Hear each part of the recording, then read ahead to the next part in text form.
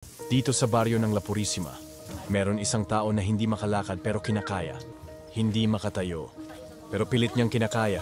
Ano man ang hirap ng kanyang pinagdadaanan sa kanyang sitwasyon, sa buhay, pero hindi ito hadlang sa kanyang pamumuhay.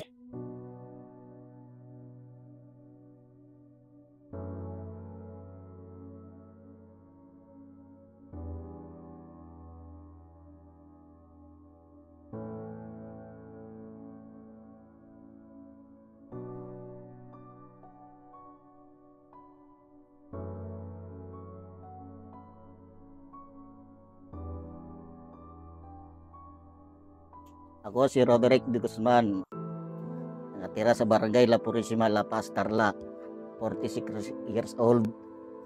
Tingin ng anak akong normal, pero sa di inaasahang pangyayari, pinagtatadyakan ako ng aking tiyuhin, kaya naging ganito ang buhay ko. Nakakalakad naman ako dati, nakakapagtrabaho, bubunot ng punla, tatanim, ko-contraction. Napasok ko lahat ng trabaho basta kaya ko para makaraos sa araw-araw. Anong nangyari? Bakit bigla ka na lang na hindi nakatayo? Nagpa-check up naman ako sa hindi nahuli sa hirap ng buhay. 5 taon na akong nagtitiis sa kalagayan ko na ito. Hindi na maggumaling-galing tong kalagayan ko na ito. Pinipilit ko maglakad pero hindi ko pa kaya. Umaasa ko darating ng araw makakalakad muli ako at magagawa ko ang dating ginagawa ko. Iisa mo lang dito, Tay. Oo. Paano ka nagluluto, naglalaba, yung mga trabahong bahay? Ako lang mag-isa na kumikilos dito sa bahay. Ginagawa ko lahat, pati pagluluto, paglalaba. May tungkod akong ginagamit ko ito. Tapos yung isang kamay ko nakawak dito sa kuwan, sa mga hali-haligi. Tatay Roderick, sa gabi po pala, ano pong ginagamit yung electric fan ninyo? Ilang taon na wala akong kuryente, kasera lang ang gamit ko. Yung gabi. Malakas ang hangin, namatay, wala na. Hindi ko nasisindan at naubusan na ng gas. Wala naman akong ibang aasahan kundi yung sarili ko lang. Tapos yung mga kapatid ko, may mga pamilya na. Pero tinutulungan naman din nila ako, maski pa paano. Pakonti-konti, pagka sumobra yung nila, binibigyan nila sa akin. Kasi mahirap din yung mga kapatid ko.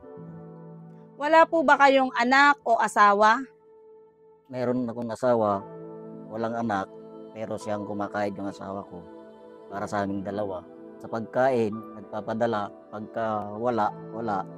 Kasi konti lang naman yung sinasahod niya. Kasi kasangbay siya sa Maynila.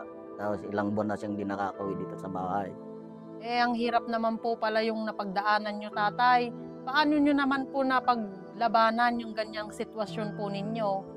Linalabanan ko na itong sakit na to, wala na ba akong choice Pagka hindi ko alagaan ko to, lalo akong maghihirap. Kahit gusto kong magpa-check up, wala naman akong magawa at wala akong pera. Gusto ko nang gumaling para makapagtrabaho muli ako. Umaasa ako sa Panginoon na malalampasan ko itong pagsubok na to para makapagtrabaho na ako muli. Kung susukuan ko itong sakit na to, parang kinuwang ko na rin yung sarili ko. Parang pinatay ko na rin yung sarili ko. Sa mga taong nakakaranas ganitong sakit, huwag kayong mapanghinaan ng loob. Manalangin lang tayo palagi sa Panginoon. Hindi naman bibigyan ng Panginoon na hindi natin kaya. Pagsubok lang to. Ay, totoo yan, tatay. Walang imposible sa Panginoon. Basta palagi lang tayong magdadasal sa Kanya. Nga pala, meron po kaming konting tulong na ibibigay po sa inyo. Sana, Tay, makatulong sa'yo tong konting inihanda namin para sa'yo. Maraming salamat po sa mga binigay niyong biyaya. Ayan, Tay, binilang ka namin ng biskwit, Salamat. kape, Ang mga sardinas yan. sardinas, ilas. Sige. Pangangailangan nyo po sa pang-araw-araw. Mga importanteng pangangailangan. Maraming salamat sa inyong tatlo. Sa tulong na ito, malaki na ang may tutulong sa akin to sa araw-araw. Matagal-tagal na rin na. Thank you. God bless. Bye-bye. So, nasaksihan naman po natin ang kwento ni Tatay Roderick na ang hirap po pala ng kanyang naranasan na halos hindi na siya makalakad. Wala na palang ibang aasahan kundi yung sarili niya. At dito nga po pala siya nagluluto. O ito, nagluluto po siya. Ang gamit niya po ay kahoy. At dito naman po yung paghugasan niya ng plato. Kung nakikita niyo, dyan po siya naghuhugas ng mga plato niya. Mag-isa niya lang pong nagtatrabaho sa kanyang loob ng bahay. At dito po siya natutulog. Dito po ang kanyang pinagtutulugan. Oh. Ito po, diyan po siya natutulog. Simple po ng kanyang munting tahanan. Ito po yung dating ginagamit na wheelchair ni Tatay Roderick. Pero meron na po siyang bago ngayon. Binilan po siya ng barangay captain namin dito. Dati po, ito po yung ginagamit niya nung halos hindi na po siya makalakad noon. Pero ngayon po, ginagamit niya na po yung tungkod niya para unti-unti pong makalakad.